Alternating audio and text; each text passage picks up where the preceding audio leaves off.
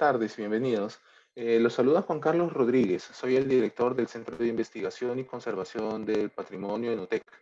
Bienvenidos a nuestra charla. Esta es una serie de charlas dedicada a la conservación y entendimiento de bienes culturales. Nuestro centro se ha creado como una plataforma interdisciplinaria donde confluyen profesionales de distintas áreas y disciplinas también que tienen como interés común la protección de nuestro patrimonio.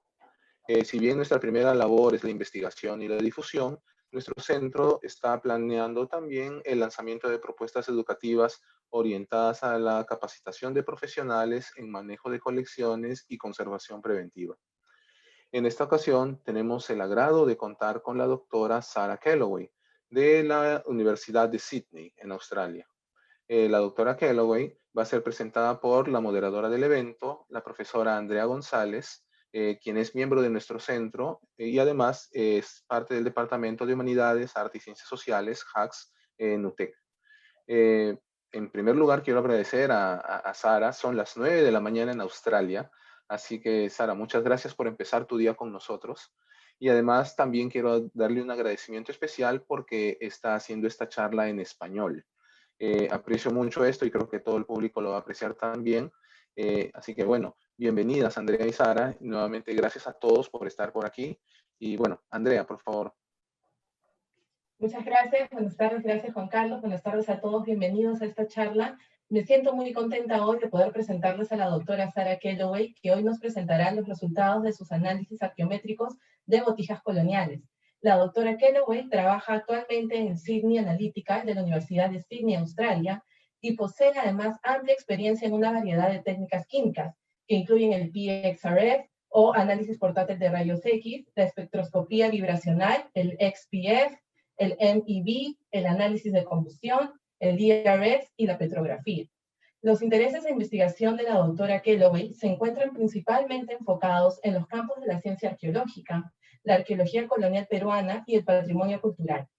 Debo mencionar además que tuve el agrado de conocer a Sara ya en el 2016, cuando ella estaba justamente haciendo el análisis de campo de las botijas de Piura. Nos conocimos en Piura y puedo decir con certeza que además de la minuciosidad y curiosidad de su trabajo, lo que vamos a escuchar ahora representa no solo una nueva forma de contar la arqueología colonial temprana de los Andes, sino también una forma de entender cómo la multidisciplinariedad nos va a permitir contar nuevas historias acerca de nuestro pasado.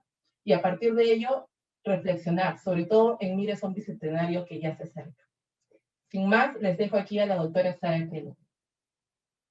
Buenas tardes y muchas gracias por invitarme a hablar con ustedes hoy día. Estoy muy agradecida por la oportunidad de poder presentar nuestras investigaciones. Primero, me gustaría agradecer a mis colegas Andrea, César, Parca y Diego. Este estudio no sería posible sin ellos y es un honor al trabajar con ellos. Segundo, lo siento mucho por mi español. Creo que es muy importante presentar nuestras investigaciones en español, pero yo reconozco de que mi español no es muy bueno y aprecio su paciencia. Quiero agradecer a Andrea, Juan Carlos y Giancarlo por la oportunidad y particularmente a Andrea por su ayuda con esta charla y también por su ayuda con las preguntas al final de esta charla. Esta tarde hablaré sobre nuestro análisis espectroscopía FRXP de botijas de San Miguel de Piura y Carizalas, dos sitios en la costa norte del Perú. Específicamente, hoy hablaré sobre cómo podemos determinar la procedencia de las botijas en el campo sin la necesidad de exportar los fragmentos. Discutiré también por qué estas determinaciones son importantes. Es necesario comprender las distribuciones procedencias de las botijas y contrastarlas con análisis tradicional, pues estas distribuciones pueden afectar interpretaciones del sitio. Entonces, las botijas, ¿a qué nos referimos con botijas? Muchos arqueólogos que trabajan en el Perú en los sitios coloniales conocen las botijas. Las botijas son vasijas grandes, de pasta gruesa, losa de barro. También se les llama jarras de olivas y se encuentran en los sitios marítimos y terrestres desde el Atlántico hasta el Pacífico. Estas vasijas generalmente tienen bocas anilladas, cuellos estrechos y cuerpos redondos que al afilarse se unen a bases redondas, aunque también se han encontrado botijas con bases planas. Esta forma es parecida a la conocida ánfora procedente del Mediterráneo. Algunas veces se encuentran en los sitios arqueológicos tapas o tapones que parecen haber estado asociadas a las botijas. De hecho, algunas botijas tienen marcas a haberlos llevado. En cuanto al material, se encuentran botijas hechas con la técnica del vitriado y otras presentan una capa de brea. Habré observado que las botijas son comunes en los puertos y menos fragmentos se encuentran en los sitios interiores, excepto por los lugares de fabricación. Esto es el caso del Perú, pero me gustaría obtener más data, por supuesto.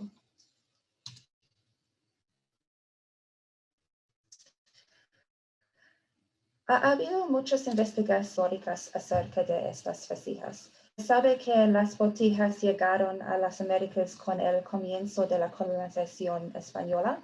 Las botijas fueron contenedores comunes para una variedad de productos, especialmente del siglo XVI hasta el siglo XVII, incluyendo agua, vino, aceite, vinagre, además de olivas, garbanzos y otras cosas.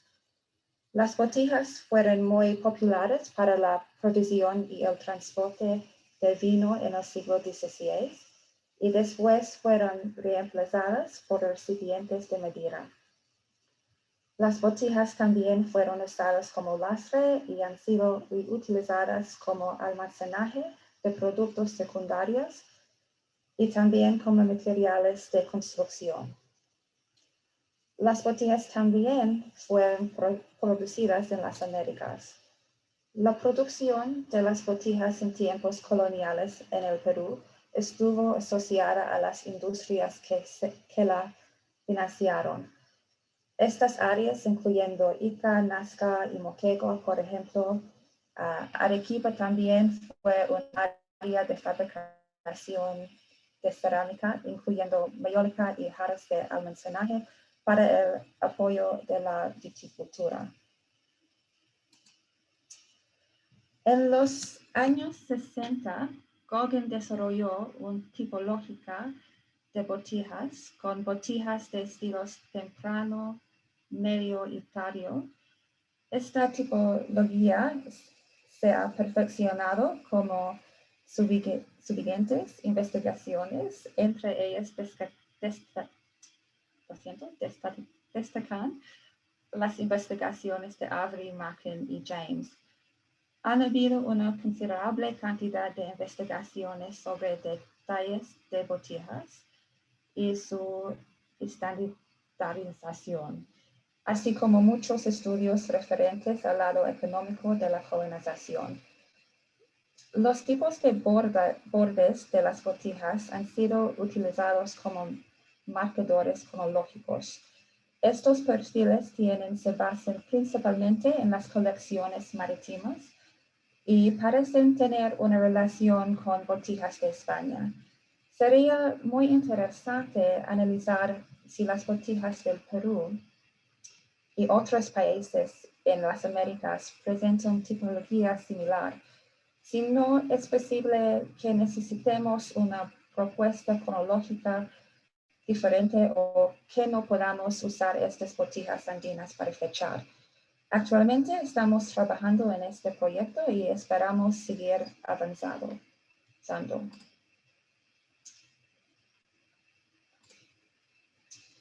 Se han desarrollado numerosas investigaciones enfocadas en el análisis químico de botijas como una parte de estudios de procedencia.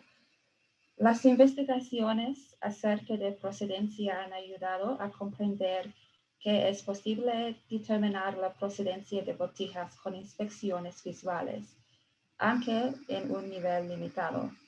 Las botijas de España generalmente tienen una pasta gruesa de color de crema o gris a rosa, típicamente con una apariencia salpicada. Algunos fragmentos tienen un núcleo gris y algunos también tienen un exterior blanco. Es importante notar que la arcilla roja también es conocida en la región de Sevilla. Las botijas de las Américas tienen una pasta muy roja, como rojo ladrillo, con inclusiones muy variables. Pero no podemos ir más lejos y la identificación visual de botijas de las regiones dentro del Nuevo Mundo es muy difícil, si no es imposible en la mayoría de casos. Igualmente, en algunos casos, la identificación visual de cerámicas hecha con las arcillas rojas de España, en contraste con botijas de las Américas, es un poco difícil. Eso significa que las investigaciones de procedencia que quiere buscar las botijas de España con las botijas del Nuevo Mundo y también discriminar entre botijas de las regiones de producción colonial en las Américas, necesitan un otro método para conseguir este objetivo, como por ejemplo FRXP. Adicionalmente, la aplicación de esta técnica en el campo significa que no necesitamos enviar muestras a otros países para análisis, excepto quizás en algunos casos de estudios de investigar talleres individuales de una región. Muchas personas aquí probablemente han oído de FRX o lo han utilizado. De todas formas, para las personas que no han oído de FRX o no saben cómo se hace, yo explicaré algunos puntos principales. No con demasiados detalles, aunque me gusta mucho esta técnica y podría hablar horas de ella. FRX es la sigla por fluorescencia de los rayos X. La técnica de espectroscopía de FRX es usada comúnmente en una variedad de campos: medicina, geología, arqueología. Los rayos X característicos ocurren cuando un rayo X o electrón entrante tiene energía suficiente para expulsar un electrón de un átomo y el rayo X emitido durante esta interacción es característico de este átomo o elemento. El FRX es típicamente usado para determinar la composición elemental de muestras, la identificación de los elementos en nuestras muestras y concentraciones químicas. La espectroscopía de FRX no es destructiva y es posible que la muestra solo necesite poco o ninguna preparación. Esto dependerá del estudio. El FRX portátil es muy popular en la comunidad arqueológica y es usado rutinariamente ahora para el análisis de obsidiana y en algunos casos aplicado al análisis de metales y cerámicas. Los estudios que usan FRXP necesitarán ser conscientes de las limitaciones de la técnica. Sin embargo, ya con las limitaciones claras en mente, las investigaciones de vasijas que utilizan el FRX podrán contribuir mucho a los temas de composición, distribución y consumo. El FRX es influenciado por capas y contaminaciones de la topografía, superficie, efectos de matriz, talla de las partículas y efectos de mineralogía, todos que comprenderán para obtener los mejores resultados. Idealmente, las muestras serán planas, homogéneas, sin contaminación y una serie con la matriz de la calibración con una composición entre el rango elemental y las concentraciones de los elementos. Los fragmentos de botijas tienen cualidades muy favorables para análisis de FRXP. Típicamente tienen paredes anchas 10 a 15 milímetros que son suficientes para obtener la profundidad de análisis y permitir el análisis de las secciones transversales. Los fragmentos son muy fáciles de desgastar. Los fragmentos de cuerpo son planos en la parte mayor del fragmento y podemos analizar superficies planas fácilmente. Las botijas son fabricadas típicamente en masa y maneras similares y tienen pastas muy similares. Bueno para comparar y hacer los grupos químicos del sitio de producción. Fragmentos grandes permiten el análisis de muchas áreas para superar el problema de heterogeneidad. Si existen capas o vidriados, los podremos remover. También investigaciones basadas de procedencia han permitido comprender si los diferentes elementales entre los grupos supuestos son entre las limitaciones de FRXP, porque si lo son, podremos discriminar los grupos. También podremos realizar nuestra calibración con conocimiento de la potencia del tubo y tiempo necesario, cuáles elementos son importantes y qué rangos de elementos son requeridos para poder seleccionar los patrones correctos. Como una parte de este estudio, nos preguntamos, con el alcance global de las botijas y los sitios diferentes que se encuentran, si identificaremos la procedencia de los fragmentos, si podremos, ¿qué historias contaremos? ¿Qué sabremos de su composición, su consumo y el desarrollo de la identidad social, por ejemplo? Contaríamos algunos de los contextos sociales, económicos, religiosos y políticos. Hemos trabajado en dos sitios, San Miguel de Piura y Carrizales, una reducción. Ambos han sido abandonados a finales del siglo XVI.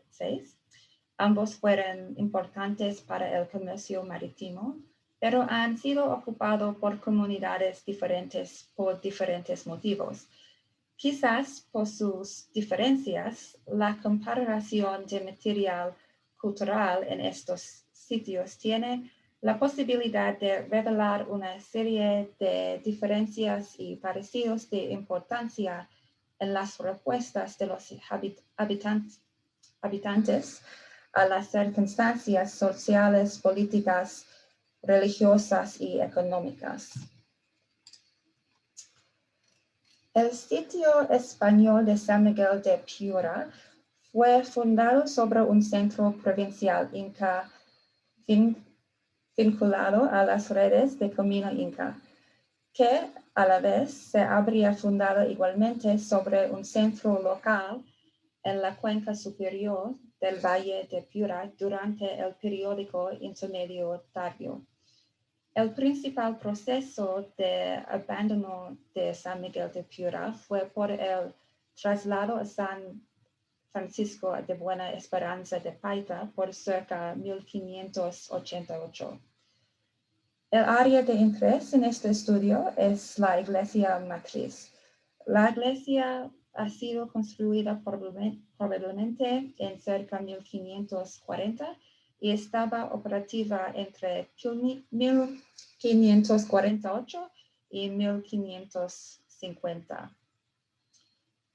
El prestigio de San Miguel de Piura ha sido marcado por los encomenderos en la área, involucrado en el comercio de vino y aceite con Panamá. La iglesia parece haber sido abandonada en 1568. El sitio ha sido excavado por la Universidad de Piura por muchos años. En el año 2011, en adición al piso de la iglesia, se encontró una estructura de adobe aquí, con esquinas redondas y dos paredes paralelas y equidistantes a las paredes laterales de la iglesia. Es posible que esta estructura representara un periodo de construcción más tardío en la iglesia, que parece hacer intrusivo a la nave, pero su función exacta aún no es conocida. Las excavaciones revelaron un montón de cerámicas coloniales en esta estructura, representando el grupo mayor que se encuentran en la iglesia. Las cerámicas de este contexto se están estudiando a través de investigaciones históricas. Carrizales es un paisaje arqueológico y corre aproximadamente 1 kilómetro cuadrado cerca de la boca del río Carrizal en el Valle de Zaña. El conjunto 1, 2, 3 es un de 12 loji que están en esta área y el sitio parece ser una reducción construida durante el programa de reasentamiento general de Toledo en la década de 1570. Investigaciones arqueológicas y históricas, incluyendo datos de radiocarbono, indican que el conjunto 1, 2, 3 ha sido ocupado por un tiempo corto, 20 o 30 años, por miembros del repartimiento de Cherepe. El sitio está aproximadamente 6 kilómetros al norte del puerto de Cherepe, que fue el puerto primero para la villa de Zaña y también fue muy importante para el comercio marítimo del norte del Perú. En Carrizales, el proyecto arqueológico Zaña Colonial, un programa dirigido por el arqueólogo Parker van Valkenburg, excavó un área total de 2.500.000 metros cuadrados desde 2010 hasta 2015.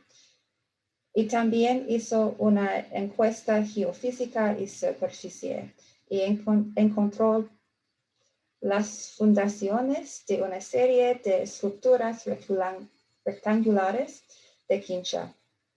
Unidades de excavación se asocian con la iglesia del sitio, estructuras domésticas y basureros. Entonces, nuestro plan fue primero identificar todos los fragmentos de botijas posibles en estos dos sitios.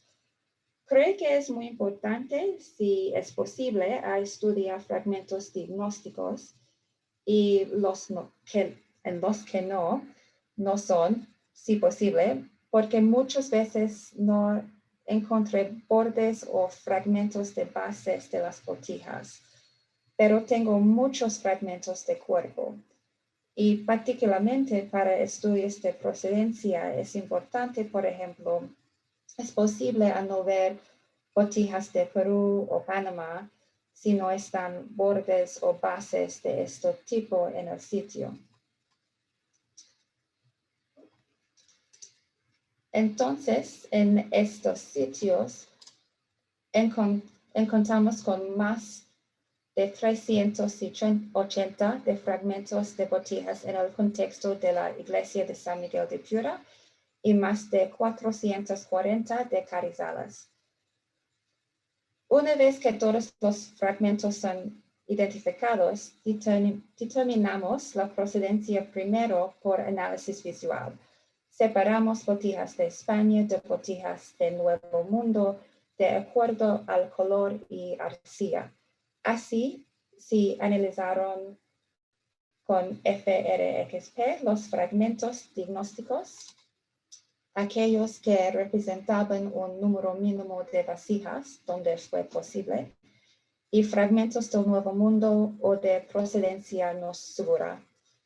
Para análisis de FRXP, utilizamos un espectrómetro Olympus Delta Premium y creamos una calibración basada en la calibración GeoChem de la factoría.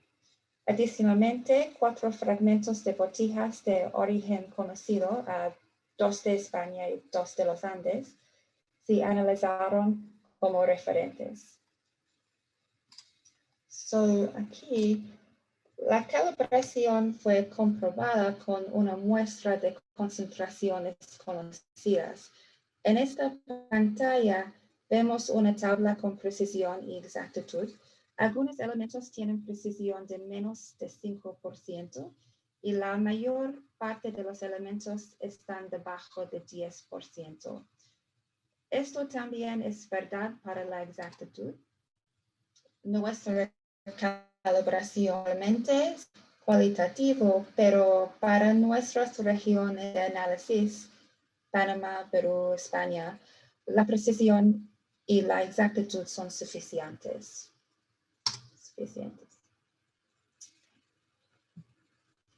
Una vez que recompilamos y analizamos nuestros datos, podemos ver la separación según las regiones de origen.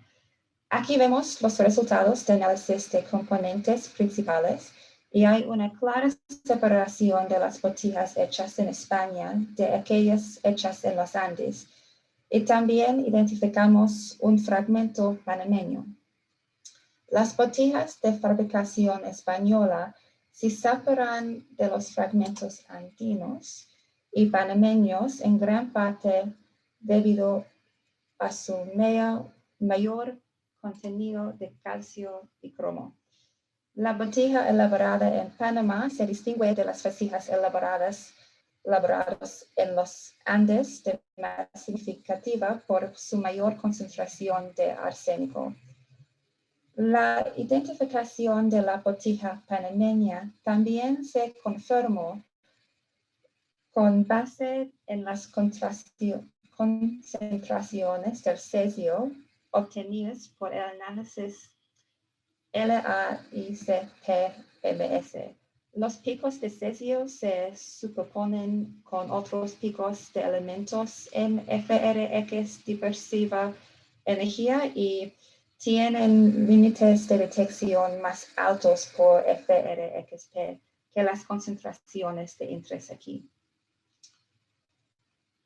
Las botijas de fabricación andina proceden todos de la colección Carizales. Todos los fragmentos analizados de la iglesia de San Miguel de Piura, incluido una de procedencia ambigua, así como aquellas muestras identificadas visualmente como de fabricación española en Carizales, han sido agrupados con fragmentos de referencia españoles. En este caso, no hubo suficientes muestras de origen andina o panameña para permitir la discriminación de subgrupos. Estas asignaciones de procedencias basadas químicamente respaldan las identificaciones visuales y permiten obtener información de procedencia más detallada. La precisión general de las determinaciones de fuentes visuales también resalta la importancia de tales identificaciones en el campo para mejorar nuestra comprensión de la dinámica intra y intersitio. Si queremos analizar los resultados más a fondo, debemos pensar en el uso primario y secundario o de reutilización de estas vasijas. Para el San Miguel, el tamaño de muestra relativamente pequeño hace que la interpretación sea algo peligrosa. En contraste, toda la colección de botijas del conjunto 1, 2, 3 analizó en el sitio de Carrizales. De estos, la mayoría hechos en América del Sur se encontraron en contextos afiliados a las iglesias, al igual que el fragmento panameño. Los fragmentos de español se encontraron tanto en la iglesia como en áreas domésticas privadas, con un poco más en contextos eclesiásticos que domésticos. Pocos botijas eran en las basurales. Se recuperaron botijas españolas de excavaciones junto a la iglesia en concentraciones particularmente altas al sur y al oeste de la nave y en la unidad 1, 2, 3 aquí. La mayoría de los fragmentos sudamericanos también se recuperaron en este contexto. Con base en la distribución de restos de animales en estas áreas, los excavadores creen que estos espacios eran domésticos, asociados con la iglesia y posiblemente utilizados habitualmente por el clero. En otras áreas domésticas no afiliadas a la iglesia, ubicadas al norte y al oeste de la plaza, las distribuciones de botijas españolas describen distintas prácticas de almacenamiento. En este caso, se encontraron fragmentos en basureros asociados a restos de estructuras de quincha con fosas en su interior, sugiriendo los excavadores que puedan representar restos de vasijas de almacenamiento anteriormente enterradas. Así, la distribución de estas botijas sería relacionada en parte con el uso primario, productos originales de España, así como con la reutilización. La abundancia de botijas españolas en contextos religiosos y domésticos en los sitios podría estar relacionada con la alta integración de San Miguel de Piura y Carrizales, Panamá, Perú.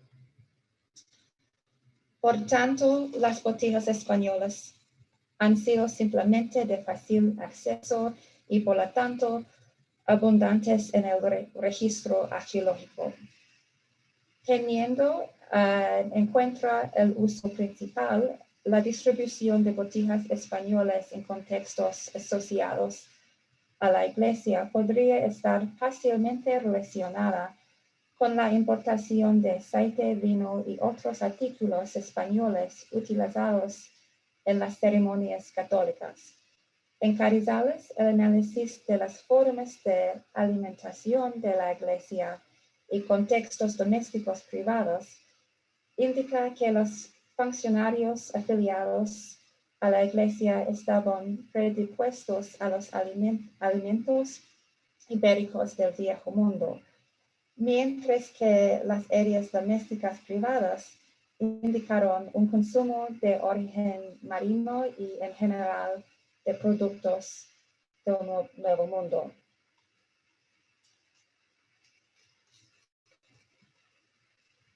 La reutilización de botijas españolas, como se dijo anteriormente, podría deberse a la gran abundancia debido al acceso al comercio marítimo, la calidad de la jarra o posiblemente la asociación cultural.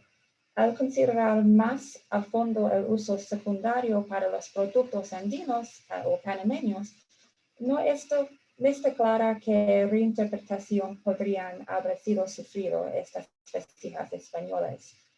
Podríamos considerar que las afiliaciones europeas y del Nuevo Mundo son potencialmente fluidas, según una variedad de factores y según el contexto. Puede ser que no haya ninguna afiliación particular con estas vasijas reutilizadas, o al menos algunos que son solo pragmáticos, basados en la rotura y el acceso y, sin embargo, son parte del ensamblaje, y creemos que la reutilización de estas vasijas y su intersección con las vasijas de almacenamiento autóctonos es tema de estudio futuro. La recuperación de botijas andinas sugiere que la producción y distribución de vasijas hacia la costa norte de Perú había comenzado hacia cerca de 1600. La presencia de fragmentos andinos y panameños junto con muestras españolas en Carizales sugiere que las botijas del Nuevo y Viejo Mundo tienen propósitos similares en el sitio. En términos de uso principal, las botijas del Nuevo Mundo en estas áreas también sugieren la introducción de productos del Nuevo Mundo en contextos asociados a la Iglesia. Esto no es inusual, con mayólica producción peruana y panameña en sitios de iglesias en todo el Valle de Zaña y Magdalena de Cal Viejo, la presencia de semillas de ají andino en contextos de iglesias en Carizales y cerámica de estilo no español recuperada de áreas afiliadas a iglesias en ambos sitios. Se sabe que el desarrollo de los viñedos y el suministro de vino a coloniales han sido importantes para los funcionarios y colonos, con el vino emergiendo como una exportación de primaria en Perú. La cantidad relativamente baja de botijas del Nuevo Mundo en Carizales podría estar relacionada con los costos de envío o otros tipos de recipientes de cerámica y no cerámica que llenen las necesidades de transporte y almacenamiento, y ambos sitios tienen un alto número de cerámica producida localmente en contextos religiosos y domésticos, que indican tienen demanda para una variedad de propósitos. Los canales de distribución de mercancías almacenadas en las botijas del Nuevo Mundo, uso primario, también podrían haber sido relativamente más restringidos con respecto a los sitios aquí. Entonces, en resumen, vale la pena proceder con estudios a este nivel y estamos buscando ampliar este trabajo, integrando aún más estos resultados en un ensamblaje cultural material más amplio en el futuro. Quiero agradecer nuevamente a mis colaboradores y lo mismo a las otras instituciones que hicieron posible este trabajo. Y muchas gracias por su tiempo y la oportunidad de hablar con ustedes hoy día. Una vez más, disculpen mi español, no es muy bueno, pero Andrea nos ayudará con cualquier pregunta que puedan tener. Y nuevamente, muchas gracias por su tiempo. Muchas gracias por la presentación. Thank you very much. It was very, very interesting. Actually, it was an excellent Spanish. I think that we all understood. So don't worry about this. Muchas gracias. Yes. Gracias por tan detallados resultados y sobre todo creo que lo importante del trabajo es que nos permite, como ya había mencionado un poco antes, nos permite entender este momento casi de encaje, ¿no? De toda la economía colonial, de todo el sistema mercantil colonial insertándose, ya no solo en la economía, no solo interactuando con la economía local, sino también utilizando los propios insumos, ya, ¿no? De un sistema de producción de vasijas masivo, en realidad, que se daba en el Imperio Inca, ¿no? Sobre todo en la parte del extremo norte, que es tan dinámica, que es la puerta de ingreso al imperio para los españoles, y ciertamente los trabajos que nos has mostrado nos ayudan a trascender del documento y a llegar claramente a un nivel en el que el documento, al que el documento no va a llegar, y a mostrarnos y a darle voz no solo al oficial, sino también a aquellas manos que producían las vasijas, a todos estos sistemas que están escondidos y son difíciles a los grandes patrones arqueológicos, ¿no? Y justamente esto a través de la multidisciplinaridad. Muchísimas gracias por eso. Tenemos aquí algunas preguntas. Comienzo con la primera que está en el chat. Buenas tardes, es de Sofía Ochoa. Buenas tardes. ¿Con qué equipos se realizaron las pruebas? Un momento. You need me to yeah? The limitations important to XRF. Discúlpeme inglés. Creo que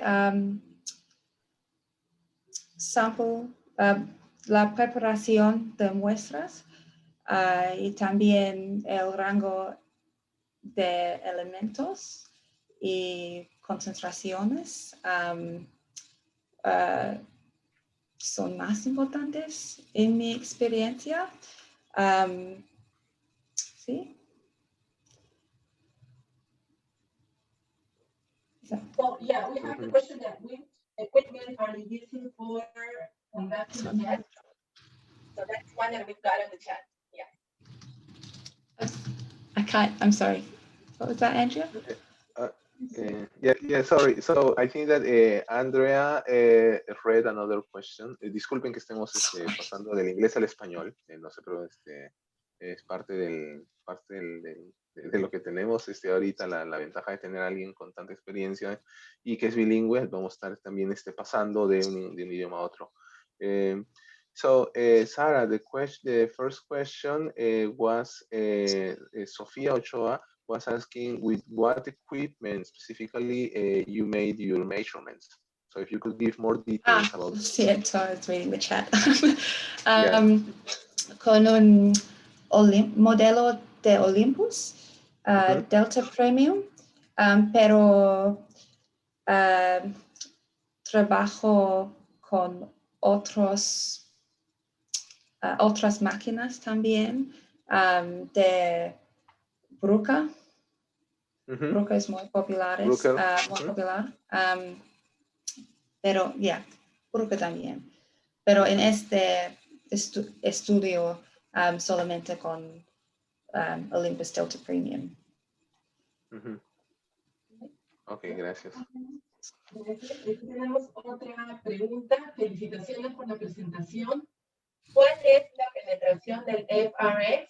Y si para el análisis de las botijas es necesario preparar la superficie, es decir, limpiar los residuos presentes adheridos a la superficie. This I will do in English, lo siento.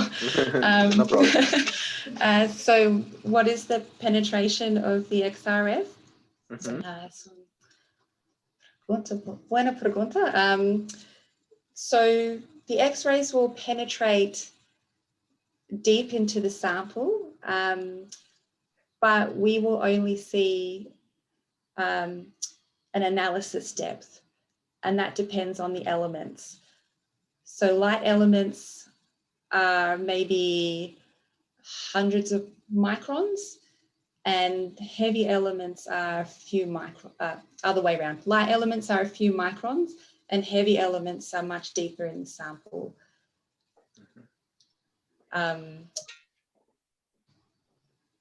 Sí, lo que nos comenta.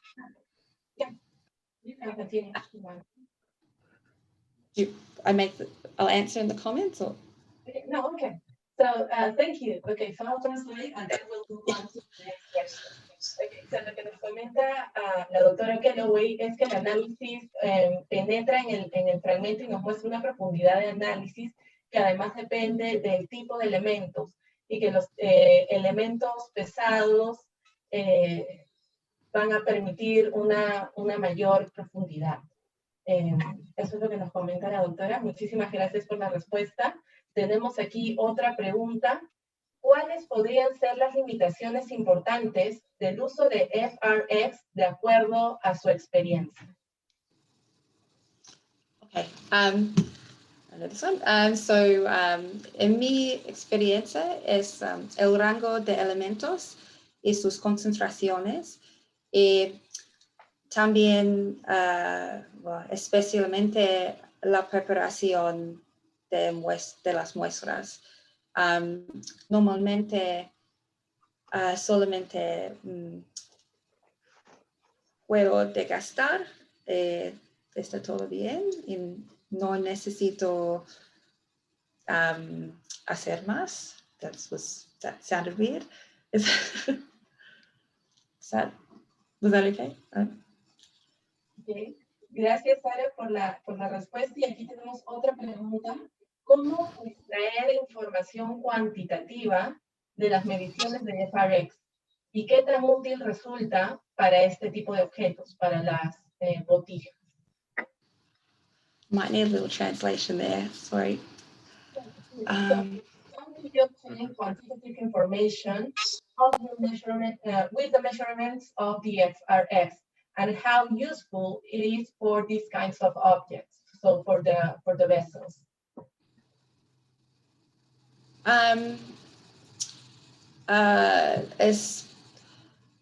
Es muy importante para estudios procedencia. When you compare with other ceramics and other materials, you can see patterns you might otherwise miss that change interpretations of the site. And this is just so easy to do, and it's minimally destructive. You don't have to export ceramics, so I think this is really important. Not always easy to incorporate into archaeological studies, but if you can, I think it's really valuable. But I am very biased, so there's that. Gracias por la respuesta. Lo que nos comenta la doctora Kellaway es que este estudio permite también comparar la composición de la cerámica con otros materiales y a partir de ello también cambiar la interpretación del sitio, ¿no? O repensarla. La ventaja de esto es que no es destructivo y que reconoce que no es sencillo de incorporar, pero obviamente hay un interés muy específico y muy útil de la investigadora por utilizar este método y vale la pena incorporar. Gracias por la respuesta. Sara, tenemos una pregunta más. Hola a todos. Yo quisiera saber en qué sector específico de los fragmentos de vasijas, en qué sector específico se decidió realizar las mediciones con XRF. Depende. Por las muestras, por los fragmentos de cuerpo, no sé, anywhere. Los fragmentos de cuerpo son plana, generalmente, so they're fine. Y para los bordes, no sé, on the rim, quizás. El aire. Yeah, exterior, ya, porque yo puedo get a flat surface and balance the ceramic on the una superficie plana. Yeah. Muchísimas gracias. Solamente termino un poco de la traducción. Depende del tipo de fragmento, en realidad de qué parte de la vasija es. Para los fragmentos de cuerpo, puede ser en cualquier parte de la superficie, pues son planos. Por otro lado, cuando hablamos de fragmentos que son bordes, en realidad, lo ideal es en el labio exterior o en la parte exterior, pues tiene una superficie más plana que la parte interior. No tenemos más preguntas por aquí. Muchísimas gracias por la presentación. Sí.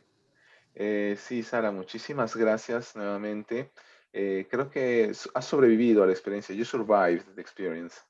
Entonces, primero que nada, nuevamente quiero agradecerte por darnos esta charla tan interesante, enfocándose principalmente en temas para los cuales nosotros, más del lado de ciencia, estamos usualmente muy interesados. Como bien dijo Andrea en la introducción, nos has mostrado claramente cómo la interdisciplinariedad es el camino, ¿no? Cómo al final vamos a poder obtener mucha información si es que conocemos cómo se usan diversas herramientas y cómo las podemos aplicar para entender un conocimiento, para entender algo y tener un conocimiento acerca de algún proceso histórico, cultural que no está entendido. Y bueno, nada, muchísimas gracias nuevamente. Estaremos conversando también en las próximas semanas, seguramente. Y bueno, tienes un día por delante tú. Nosotros estamos terminando el día, así que para todo nuestro público, muchísimas gracias también a ustedes por estar aquí con nosotros. Vamos a estar compartiendo después el video con la charla y también vamos a ir comentándoles acerca de nuestra próxima charla juntamente con el video. ¿Ok? Bueno, creo que esto sería todo. Sara, nuevamente muchísimas gracias. Andrea, gracias también por apoyar en esta charla como moderadora. Y nuevamente, gracias a todos. Hasta luego. Gracias. Hasta luego. Ujú. Muchas gracias.